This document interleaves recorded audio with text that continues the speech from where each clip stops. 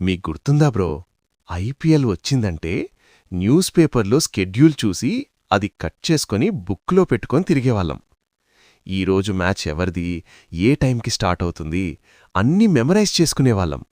స్కూల్లో కూడా డిస్కషన్ అదే బ్రో, ఈరోజు సీఎస్కే గెలుస్తుంది, లేదురా మమ్మై స్ట్రాంగ్.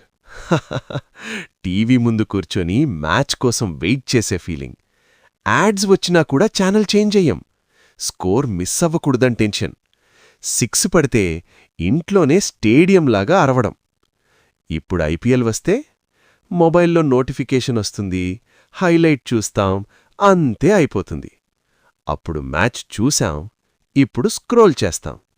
అప్పుడు ఎగ్జైట్మెంట్ ఉంది, ఇప్పుడు కన్వీనియన్స్ ఉంది.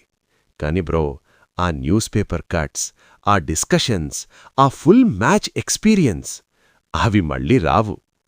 మీకు కూడా ఇలా గుర్తొస్తే మీ క్రికెట్ గ్యాంగ్కి షేర్ చెయ్యండి. ఇంకా ఇలాంటి మెమరీస్ కోసం ఫాలో అవ్వండి బ్రో.